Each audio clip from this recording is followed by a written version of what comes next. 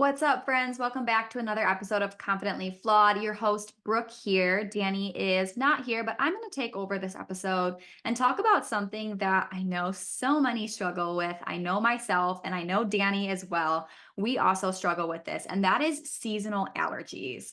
Seasonal allergies tend to be pretty common, especially those who live in multiple seasons, like Michigan, right? We have the 4 seasons, and it can be miserable. The sniffles, the headaches, the sinus pressures, it can be miserable. And while I'm not here to tell you to stop doing anything that gives you relief, because trust me, I get it, the relief sometimes is needed.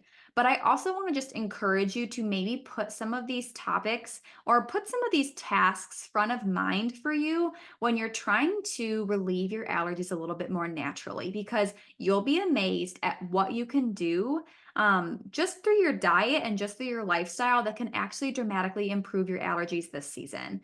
I talked about it last week and I want to bring it up first, and that's local raw honey.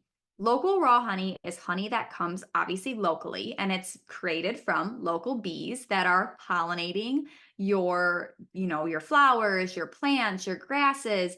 And what happens with the honey is you get little small amounts of the local produce in your honey, like the local grasses, the local flowers.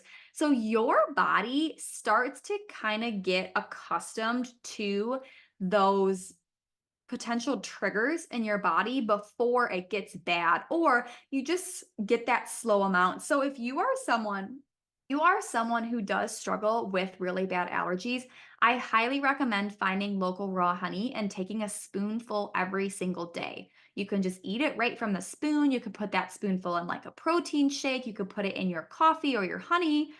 You could put it in your coffee or your tea. You can put it in your yogurt. I even love to put honey actually on like chicken wings or even like bananas and honey, like whatever that may be. Consuming that honey is going to be an incredible way for you to get the nutrients. But I also want to talk about nutrients in specific. I think it's amazing when we what consider what the earth really truly does provide us. If you look at some of the if you look at some of the vital nutrients that I believe is so important for just the first line of defense, especially when it comes to allergies and our immune system in general, I recommend vitamin E, vitamin C, magnesium, vitamin D, and probiotics, and actually even a little bit of fiber. And when you look at all of these nutrients, what do they have in common?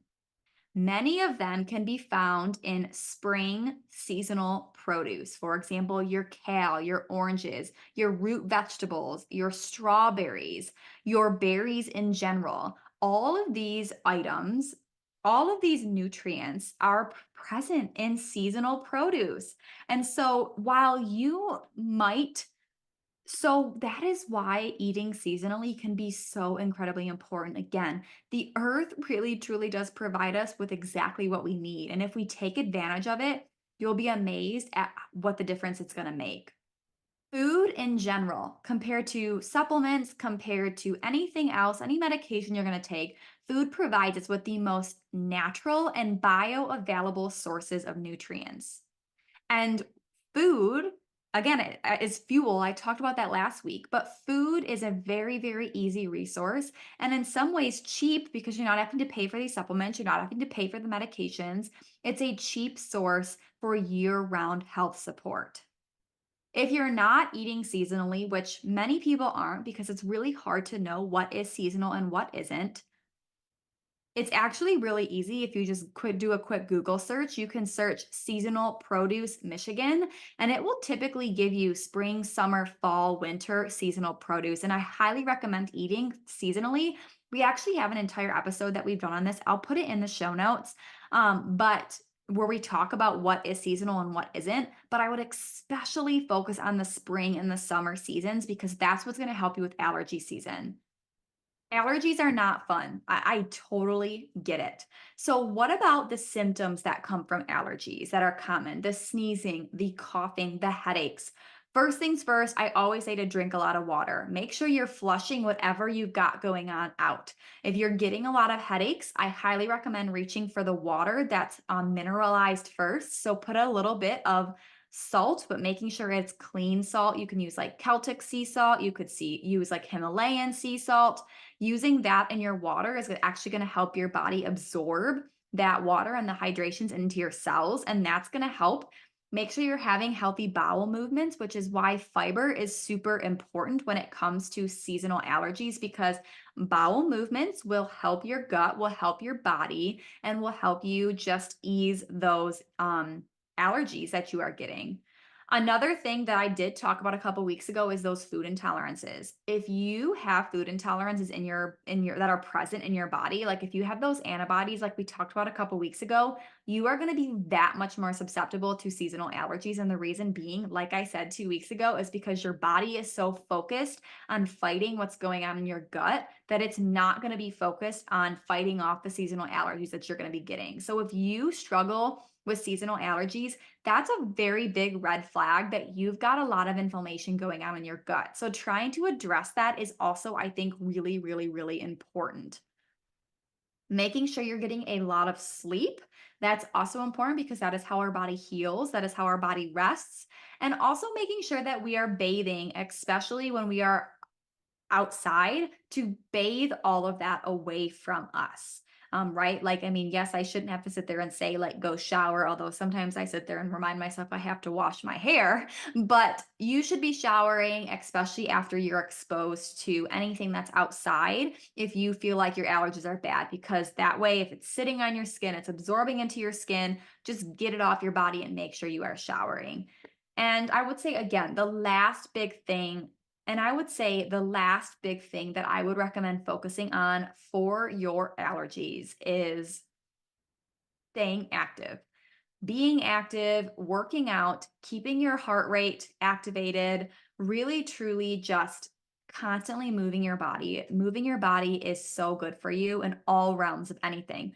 You could say, what should I do for this? And I'll probably tell you, work out or stay active. I'm not sitting there saying you have to go, lift heavy weights every single day. It could be something as simple as go for a walk every single day. But as long as you're staying active, you are going to do so much service for your health. So, quick episode, lots of great things here. My biggest recommendation is find those fuel sources, eat seasonally. That is going to help with your allergies. Absolutely make sure you get some local raw honey. Find a local farmer, find a local farmer's market. If you still don't know, I'm sure you can find someone who knows of a farmer or knows of a beekeeper that will be able to get you that seasonal. But you do have to make sure it is local, because it's got to be local to your area. The other day, or the other month, I was in Florida and they were selling local Sarasota farmers market honey. And wow, it was so tasty and so good. That's not going to help my allergies because that's um, completely different vegetation down there versus what's up here. So make sure it's local. And then again, a couple of the other things, eliminating the intolerant foods in your body if you're really struggling. Make sure you're having bowel movements, make sure you're staying hydrated, and make sure you are moving. So I hope this helps and I hope this gives you some relief. I know allergies can be a pain in the butt. They're always a pain for me too, but I have really been able to relieve a lot of my allergies the last couple years by focusing on these things. So if you know of someone who struggles with seasonal allergies that needs to hear this episode, please share this with them and give us a rating and review if you have not yet. That is what helps this podcast grow. So thanks for always tuning in week after week, and we'll be back next week with another episode of Confidently Flawed.